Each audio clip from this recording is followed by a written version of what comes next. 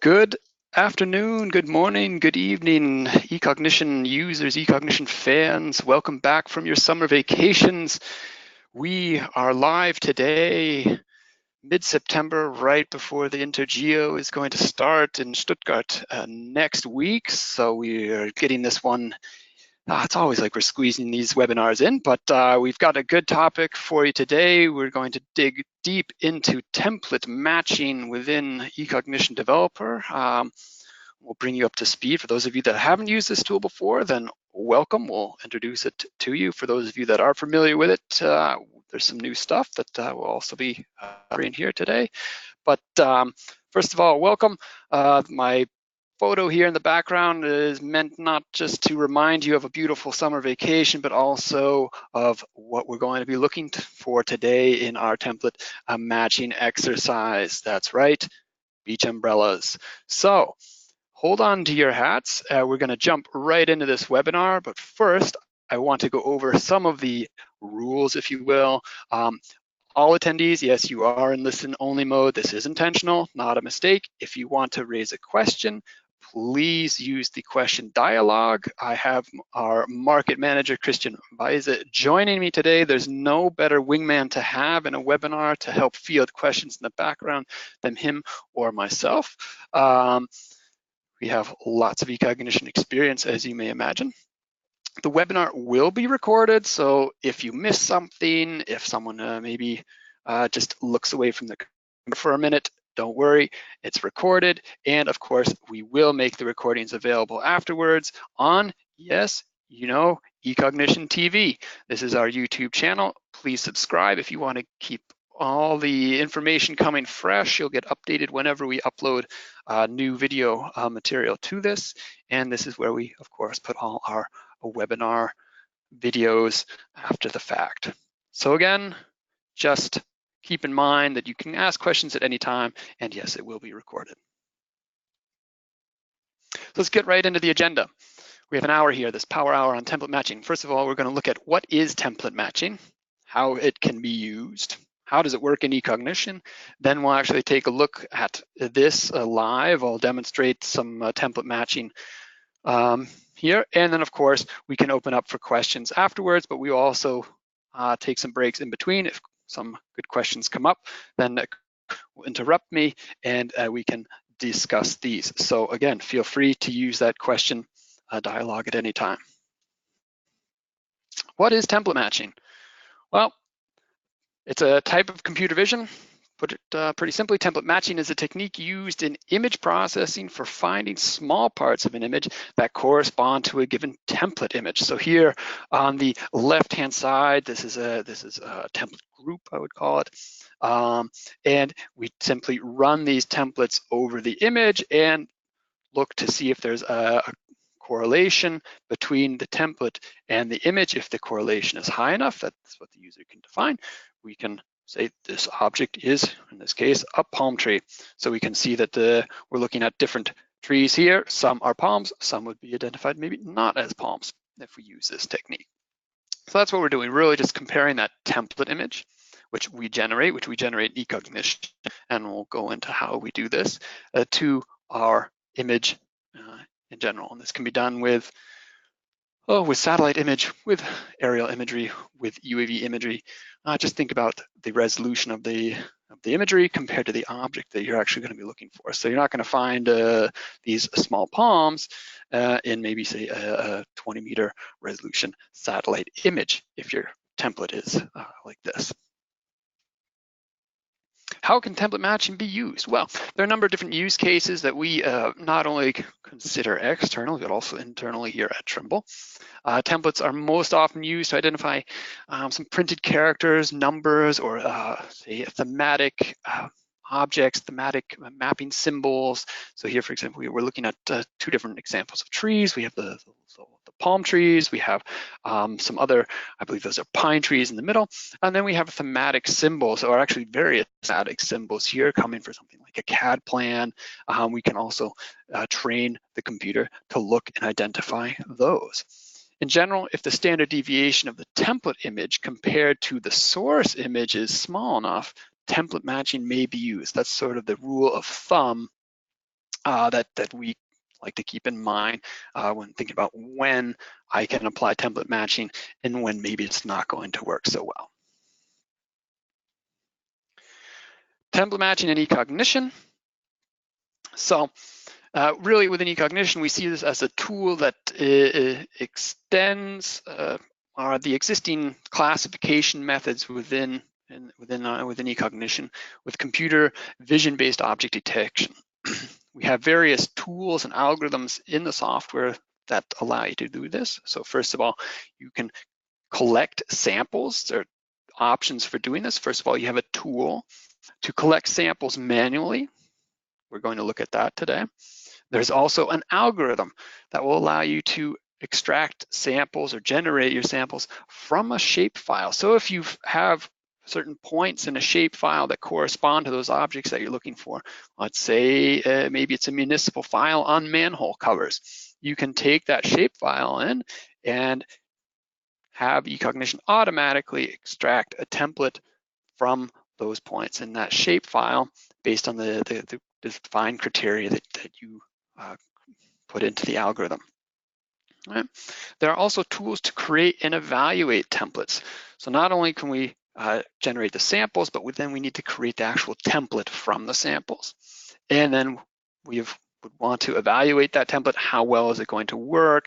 What's the error rate going to be? This gives us an impression before we have to go through and actually compute and process it as to whether if it makes even go that far. If we have a high error rate, we probably say, not worth applying this maybe.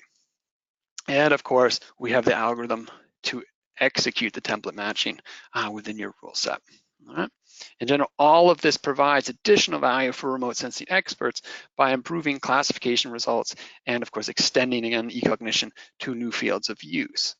The beauty is in combining all these factors, not purely working with template matching, but combining template matching with the other great algorithms of eCognition, with all the great object-based image analysis features that you have within eCognition. The template editor tool can be used to generate and evaluate templates, as well as to select samples. So let's take a look here. The first section would be selecting samples. You can go in and click on various objects within the image. You can define the width and the height of the template. We can then, from there, generate the template from our samples. And of course, then we have this environment for going through and testing the template. So we read through the template editor. You see there are various tabs here. We're going to look at this in detail when we get into the software, but here we can see that we read through this from left to right, starting with select samples. Then we move on to generate our template from those samples, and then we can test that template. You see there's also a tab here called negative templates. This is a way of looking at your template within a positive and negative space. So we can not only, by default, we're looking at the positive space within a template, but we can also create a template for the negative space within it, or we can create a template for the negative space within those samples. This can be very useful for certain thematic objects, some of the text recognition pieces. I've seen it used in the past. If you're interested in negative templates, please visit the eCognition community. There is a great package all about template matching, and several of the videos and exercises there look specifically at working with negative templates. So today we're not going to work with negative templates. We're going to stay with our standard templates in the exercise that I show later. A little bit more on how it works in eCognition. First of all, template matching tools are not new with version 9.5, which is our current release. We introduced these back in version 9.0, but as always, we keep improving the tools and algorithms within eCognition, and this also includes template matching tools. We've added concepts like template rotation, flexible template sizing, multi-core support for processing the template matching algorithm all over the years.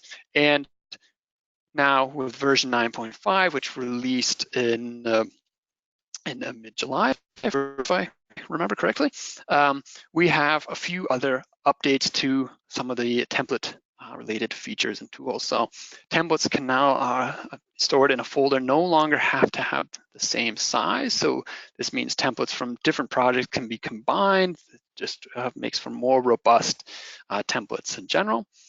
Template image formats have been extended, so we support more formats than the initial settings, and we can have compressed formats to save disk space.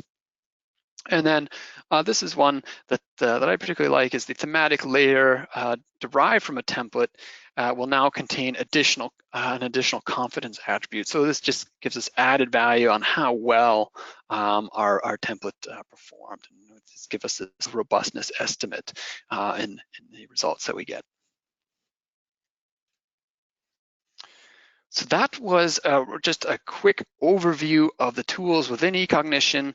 Like I said, in the Power Hour, I really want to focus and dive right into working with the software. But before we get into the demonstration, Christian, have there been any questions popping up during the presentation so far? Hi, Keith. Currently, there are no questions. And for all attendees, if you have any question, please use the question dialog in the GoToMeeting tool, please, and insert the question so that we have a chance to answer it. That's all currently. All right, excellent. Then we'll continue. Like I said, today we're going to be looking at identifying beach umbrellas. So I'm sure many of us spent a few days over the summer holidays on the beach, maybe not as crowded as this one in Rimini, but we are going to take a crack at identifying these beach umbrellas automatically through template matching. Before I get into this, our input data, a big thanks goes out to the European Space Imaging Company. They have provided us with this great data set. This is, like I said, in Rimini in Italy. We're looking at a WorldView 4 satellite image. It has, in this regard, we're working with the red, green, blue, near infrared. It's a 0.3 meter resolution because it's been pan sharpened. So thank you guys for providing us this great image data set. It's been fun to work with, and has given us just something different than looking at trees or whatnot. It's always fun to get back and tinker with our data. And that being said, we don't want to open up the questions yet. We'll go right into the software. And I have developer open here. You can see I have a chunk of this satellite image here along the beach. Everything looks good. We can zoom into this and take a look at what we have here. So we can see there's lots of beach umbrellas, there's lots of swimming pools, there's lots of boats and rafts and things out there. So there are a number of objects that could cause confusion when applying template matching, and we're going to do the best we can to filter all these out. We're not only going to be using template matching, we're going to be using ABIA techniques. Like I said, that's the beauty of eCognition, is that we can take a technology like template matching and easily combine it with other object-based tools. Before we get into the actual rule set, I want to get into the template editor. Now, what is the template editor? Well, if I am working here in view setting 4, so that's the develop rule sets view setting. And if you have that by default, the template editor is now a tab within our different windows here. And it's here in the image, we see the image object information, and I can see here is my template editor tab. I can simply click on this to open it up, and I can expand this out. Now what we can see is that I've already gone ahead and collected some samples within my image, and I'm working with several different templates here. So I've defined here, right now I'm looking at the white round parasol template. If I drop down, I can see that there are templates for red round parasols, blue, and dark. You can always create those templates here in this menu. And then we also need to have a root folder where these templates are going to be stored. In this case, I'm using some default, so I'm gonna, since I'm not in a workspace, this will actually be stored just within the folder where my project is. So within that folder, there is a folder called templates, and all of these templates that are created will be stored in this particular folder if you ever want to go in and actually take a look at those. Now, we can, oops, I don't want to collect a sample. So I see I just added one here by accident. Don't worry, that's the first thing we'll show is we can actually come in and we can delete a template. What I want to do is zoom out a bit, and we can find where our samples currently are. I'll turn off that key so now I can move around in my image. And we can actually add samples to this if we like. We can also, we can always add a sample manually. We just simply come in and say select samples. I come into my image and I find here, in this case, a white round parasol, and we will create a sample for this.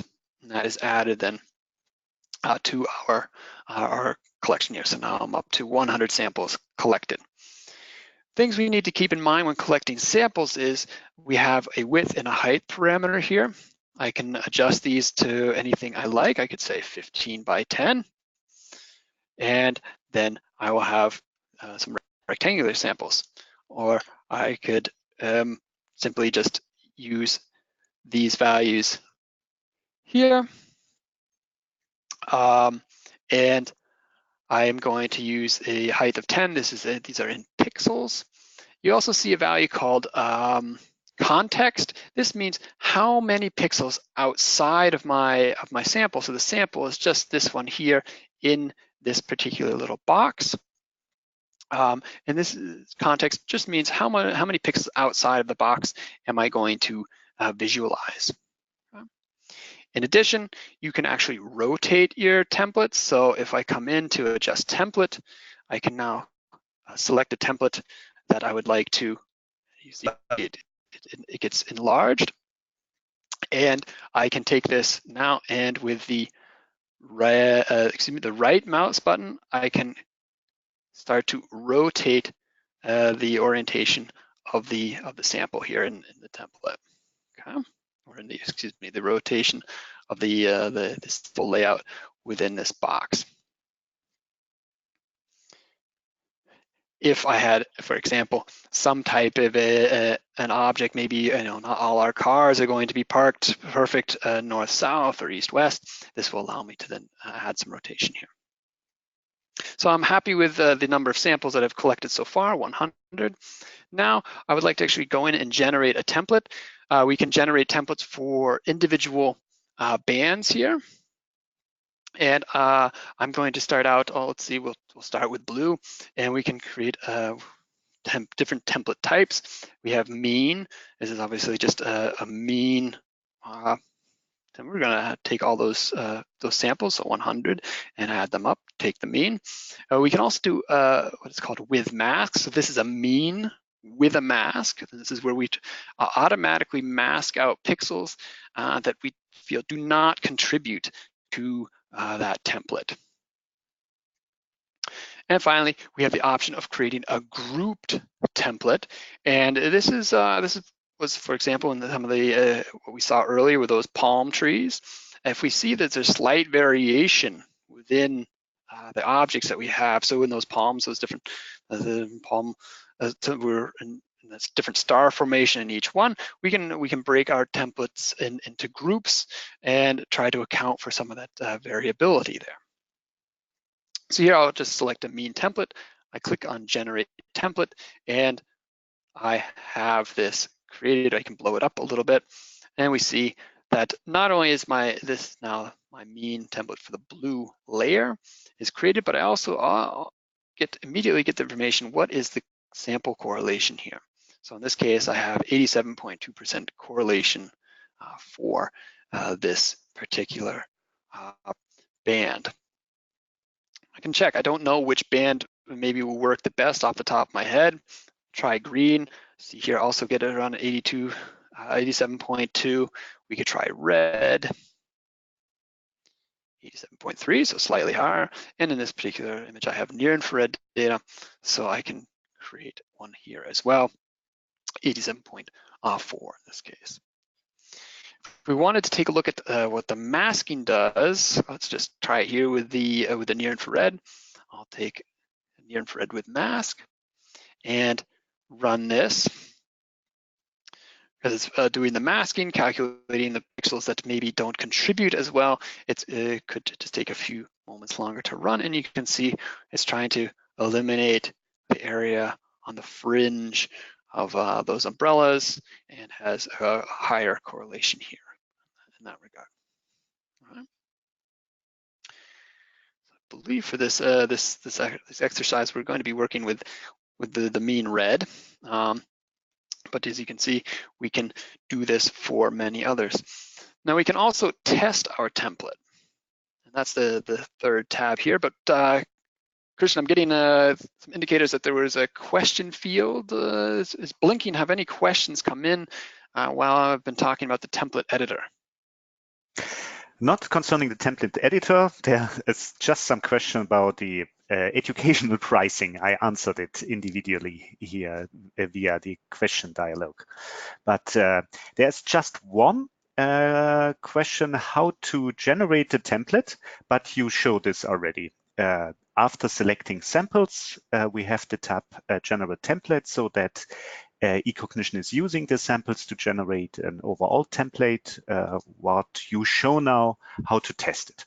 You demonstrate already the question, all fine. Excellent. So within the test template, we can select a test region within our image. Alternatively, we can use the entire image if we would like to. So I'll take a test area here. Simply select region, and then you have a drag and drop box that we can use. That is outlined here. You next then have to select the template you'd like to use. I created multiple templates, so I'm gonna grab that red template and I'm gonna use the red mean here.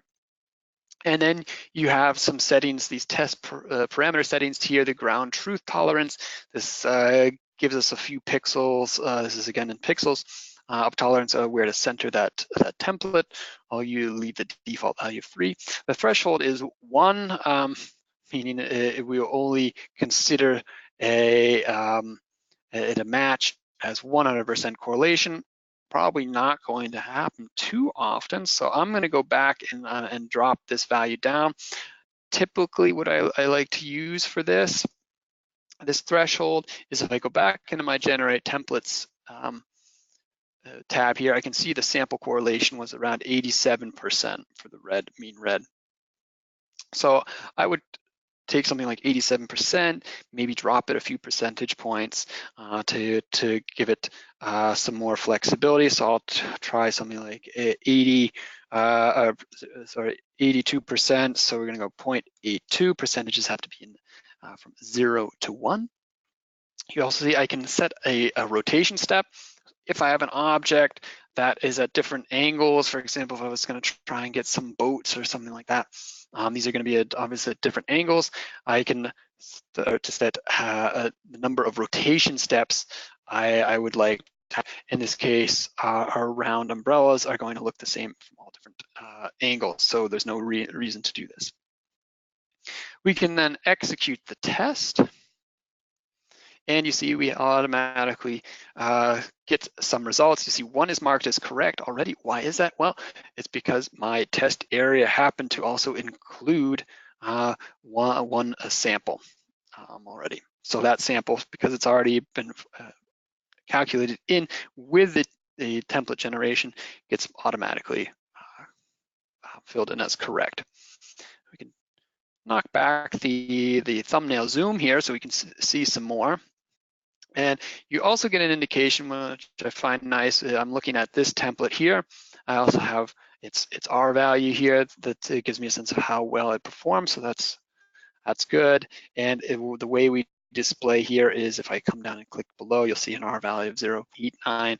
So it's in descending order here. So I'm just going to quickly go through and show you we can actually click the Shift key, and then you can select multiple at one time. These all look like umbrellas, so I'll just mark them as correct.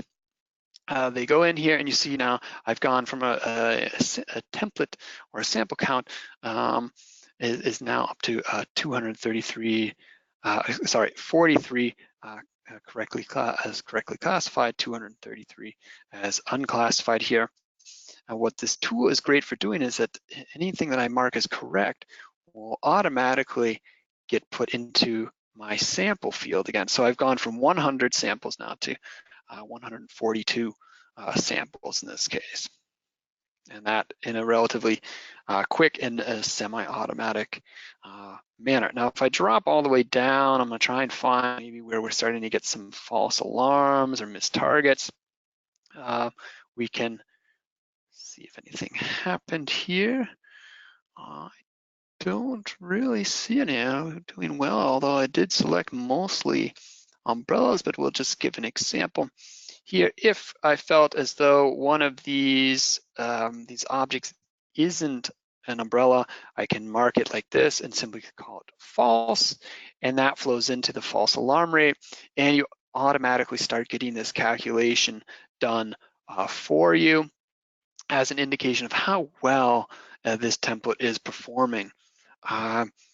There's no rule, as far as I know, is when not to use a template, but I think for me internally, I say if I'm getting upwards of 20%, that's probably not something I'd bother using in real productive process, as the error rate's just going to be higher than I'm willing to accept. That's something you're going to have to deal with. So we can also move this back. We can put it into the correct field again.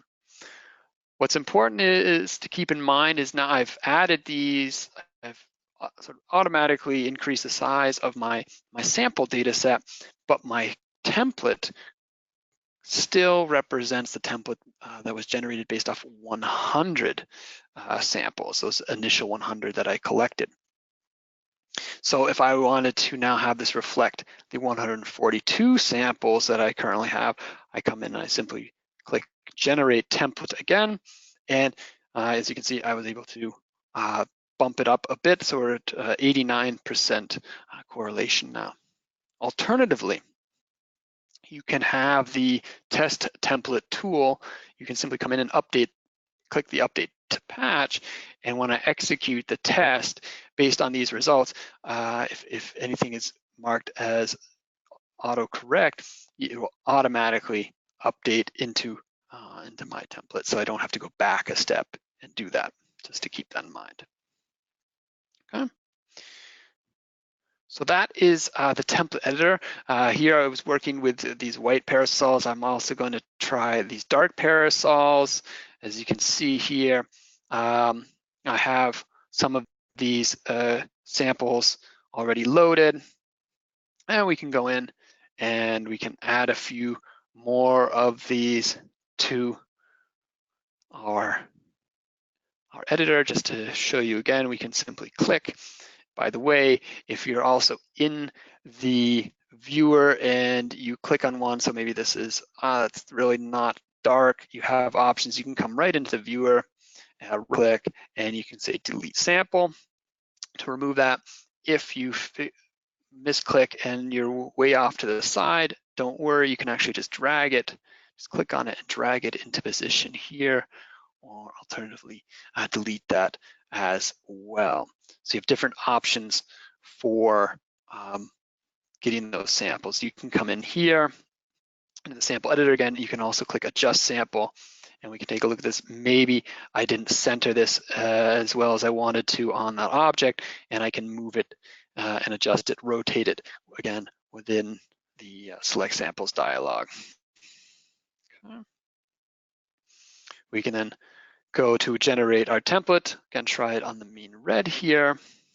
Blow that thumbnail up so you can see it better. Here we're having a correlation of around 85.9, 86%.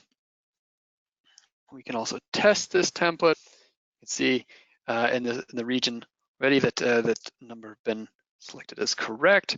We can define another region now in our in our area here. We'll find somewhere some of these darker umbrellas might be. Take a look at here, maybe. Let's take a look at this area, grab some of the houses and things down here as well. And we'll run this test at around 85 and see what we get here to increase the number of samples. So I can see running through these all look pretty good so far. Shift and say correct. And then add a few more. And I think we get the gist of it, that we're grabbing in and increasing the size of this initial sample selection. So I'll put to around 127 now. I'll rerun my template generation, and I've reached around 90% correlation.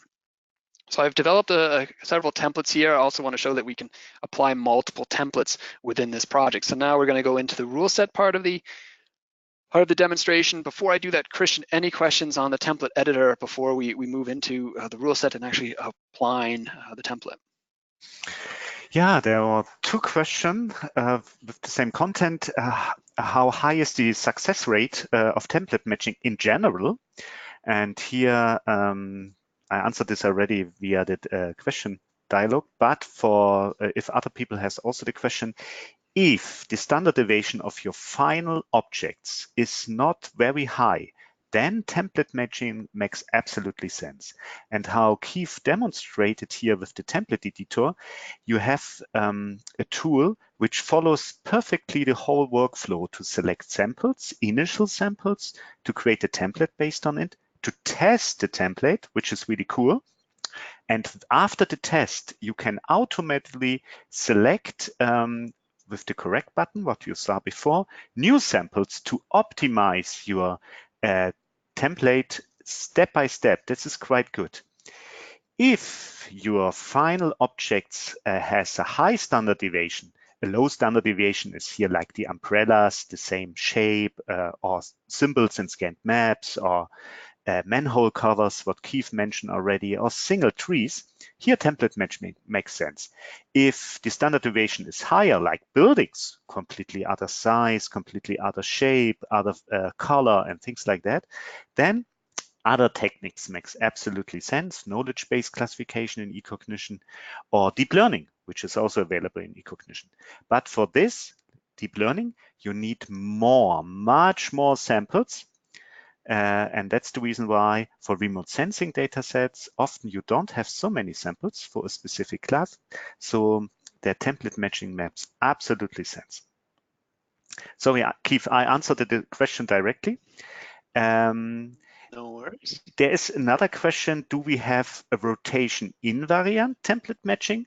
And I think you answered this already. If not, please do it again.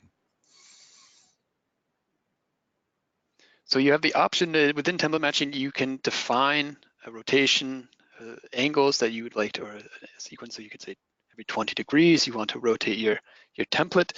If you leave that rotation angle, or the rotation step, is what it's called, simply set to 0, your template will not be rotated. So you have the option of doing rotation or not doing rotation. That's great. Here's another question.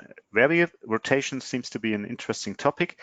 Someone is asking why we rotate the samples in the sample sample selection dialog of the template editor, because we have the rotation invariant template matching. Here, the people has to know that to generate this template, all your samples needs the same direction. That means maybe you want to create a template for the pavement markings, the arrows on the street, things like that. They maybe has a direction to north, south, west, east, or whatever degree. To generate the template, the samples needs the same direction. And that's the reason why you have to rotate your samples to generate a general template, and then you can execute the template matching with rotation invariance to search for all of them. But to generate the samples, the templates based on the samples needs the same direction. To answer this here directly. Perfect. That's all currently. Thank you. So what we have here, we have our image, we have our templates now created. I would like to apply this these templates to the image. For that, I'm just going to go through a few operations. Just setting up some custom view settings here, making this look a little nicer. And the first piece we're going to do here is actually what I've called find the beach. There are lots of objects out there that could have a similar shape to those to our template. As you can see, the template is not multispectral. Essential. It's just the combination of one band. So there could be lots of other features within the imagery that correlate to this object. So what I'm doing here is I want to know there's a good chance that you're going to find beach umbrellas at the beach. So let's try and find first of all.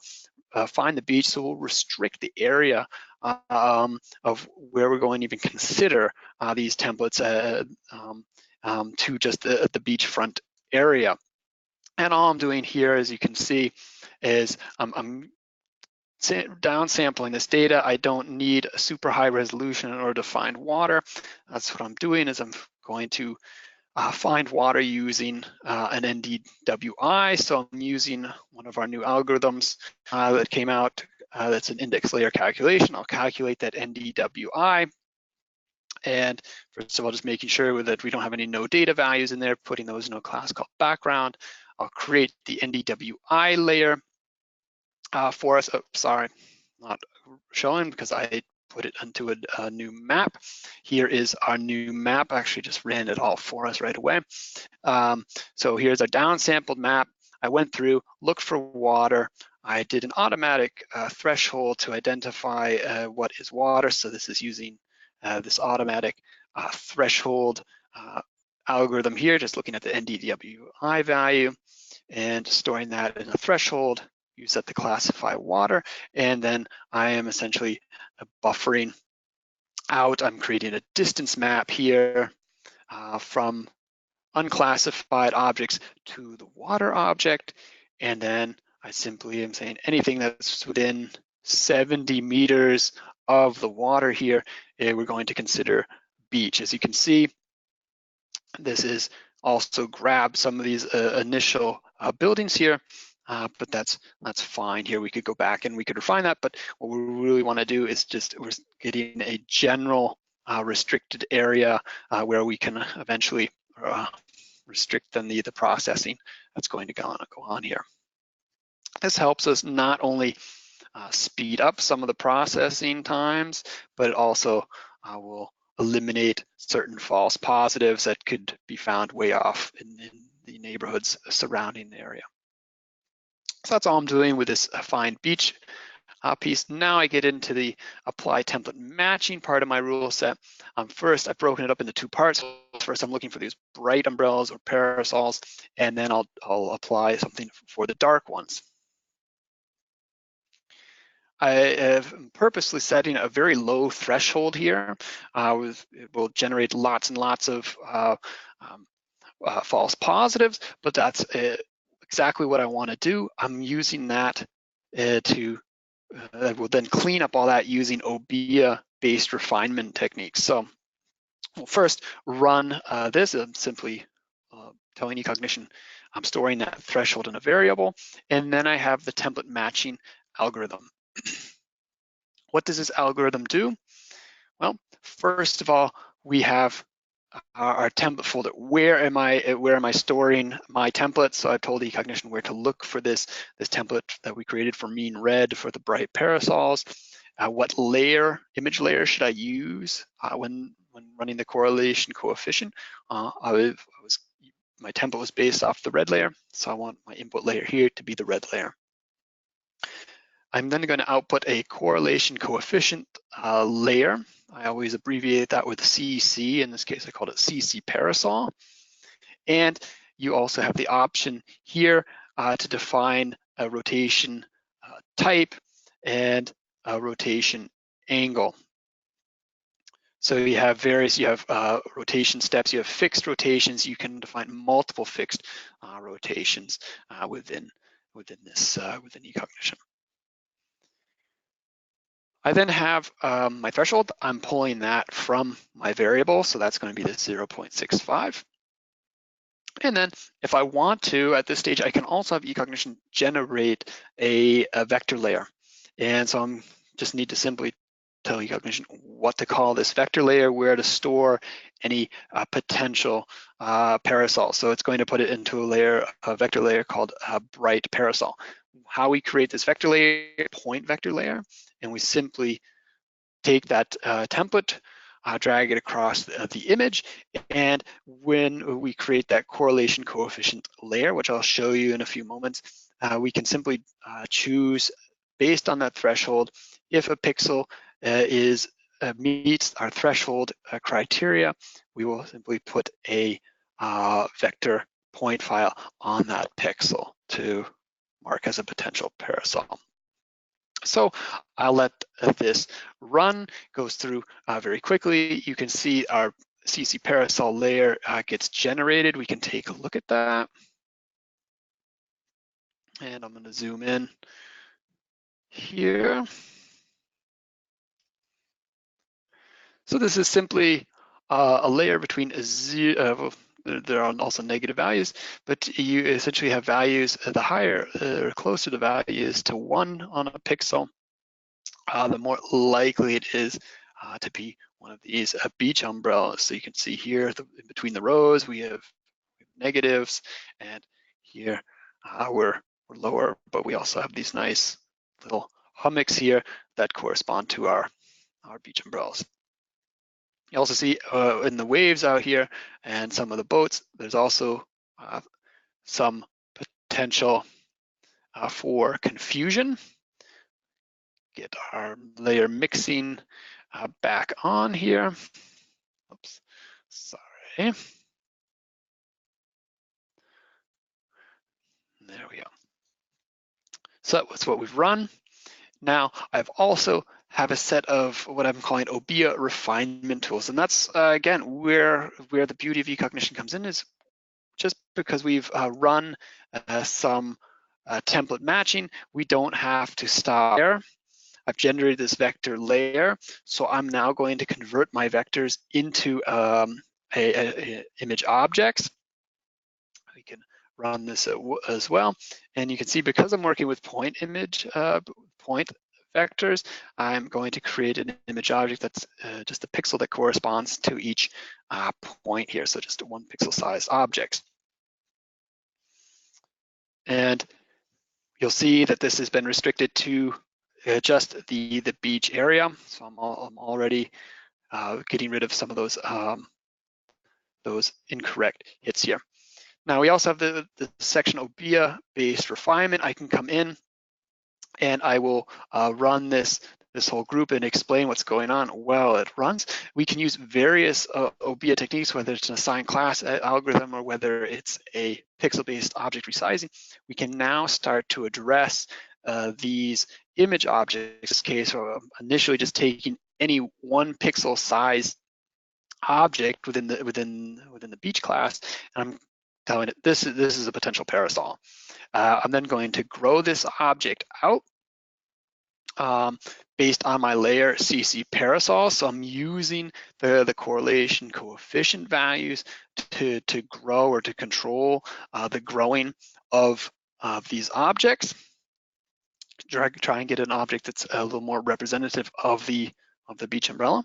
And then I'm going to start using some of the geometric features within eCognition. I'm using area to start removing certain false positives. So if something's larger than 20 pixels, it's most likely not one of the beach umbrellas. We can also use various spectral features to start looking and sorting through parasols. So you can see that's the next step here with the mean red and mean near infrared criteria, starting to sift out some of the false positives. And finally, what we're doing, and this is taking the bulk of the processing. In this case, is the neighborhood refinements. I'm looking at the density of these detections. If there are a lot of potential parasols identified next to one another, that's a good indication that it really is a parasol. And finally, I take these results. So let's turn on the classification results. So we can see here these were removed out to temporary. Those weren't real detections. So we can see we have a good, fairly good classification. The image objects may be a little ugly. Just to get back down into the frame here, but we're starting to get image objects corresponding to the 8 parasols here. And then I will simply vectorize these. So I've converted all of my image objects to vector objects, and we can start taking a look at those. So now I have these nice round objects here. So not only did I convert them to vectors, but I did a buffering using a nice round buffer here. So we can open up the buffering shrinking algorithm. You can see my buffer mode was round in this case, and that's what I'm using to create these nice circular umbrella shaped vector objects here. And we essentially do the same for dark parasols. We're going through the same operations, only thing we're changing is the template that we're going to be using. In this case, now I'm referencing that dark parasol template that I created. So I'll just execute this block from the top. And again, we go through, we vectorize those, first of all, we take those vector objects, we convert them to image objects, we then go in and do the refinement, and then we can start to visualize these objects as well. And we can see we're getting more and more of those umbrellas here. Finally, what I'm going to do is simply combine my vector results because I'm working with 2 different vector files here. And the final step is say, okay, in the end, they're all beach umbrellas. I really don't care if someone's sitting under a dark umbrella or a bright umbrella. What we want to know is how many umbrellas are out there on the beach today. And that's what we do here by using some of our vector Boolean algorithm to do a union. The key here is within the domain is to have not just set to the default vector domain, but to say vector multiple layers. And now I can union multiple vector layers to create this output called all parasols. And that's what we're then looking at here. So there are a few false positives still in there, but for the most part, I'm really quick and dirty rule set that I created. It's really starts to get us a good representation of just having fun with template matching, thinking outside the box a little bit.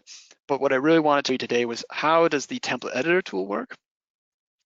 Working through creating samples, generating the template from those samples, the test environment within the template editor, and then taking that to flow into the rule set. We have that algorithm, a template matching algorithm, but that's not the end game here. We can take those results and we can really use those with the rest of our object-based algorithms within eCognition to make for a more intelligent result in the end. So Christian, if there are any questions out there, by the way, if anybody's wondering how many parasols I found over the course of the webinar here, in total, I had just about 9,800 parasols out here. So the beach was quite busy here for, let's see, it was the 17th of August 2017 that we got the data here from from European-based imaging. So any questions before we depart today? That brings me to the slide that I threw up earlier. Questions. This is your chance. Perfectly, Keith. There was a question. The question was, how many umbrellas are there? You answered it already. That's fantastic. We have seen features in eCognition to count the available vector objects, of course. And there is another question. Is it possible to export the vector layer into a shapefile? Absolutely. So currently those vector files that we have in eCognition, it's an internal vector file, but the final phase would simply be putting it into a vector export, and we can export that shapefile out that you can open up in any GIS that you want to use. It's a normal SHP file. Okay. And there's a question. You can, of course, associate any type of features with that if you wanted them. Okay, thank you. Is it necessary to export? That's the next question. Is it necessary to export the template, or is it if we can reload the template into other project to execute it? So you can load the template into any other project. That's what you simply have to, within the template matching algorithm, you browse to the location on your computer where you've saved that template. So what you do have to do is you have to generate the template that's saved at the location you define, and within the template matching algorithm, for one of the things you have to, one of the parameters that you have to fill out is what template do you want to use. So if you have another project, you can simply say use my template for umbrellas or my template for trees, and you can call that up to a project without having to go through the template editor every single time. Cool. So currently there are not more questions. Maybe we can wait. Hey guys, please use the question dialog. Some people are raised the hands in the attendees list. Please use the question dialog to ask your questions, please. And just for anybody that may have come in a little bit late to the webinar, again, this webinar has been recorded, or it is being recorded, and we will of course make it available on our YouTube channel, eCognition TV, in the day to come. So if you subscribe to eCognition TV, you'll get automatic notification of when we upload such webinar videos or any other types of eCognition material that we post there. So keep your eyes on that. And if there are no more questions, I guess we can wrap this up for today. My final slide is just thank you for taking the time to attend our webinar today. If you have any questions that come up after the webinar, maybe you thought of something a little late, don't worry. You can always reach us at support@ecognition.com, and we'd be happy to answer any of your questions there as well. So Christian, last chance. Any final questions that have come in before we close the session today? No final questions, Keith. Okay.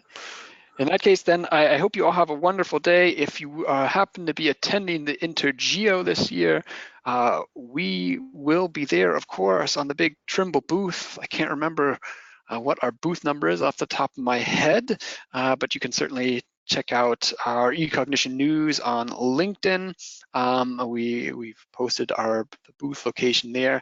The eCognition team will be there, and we'd love to talk to any eCognition users or people thinking about using eCognition in the future.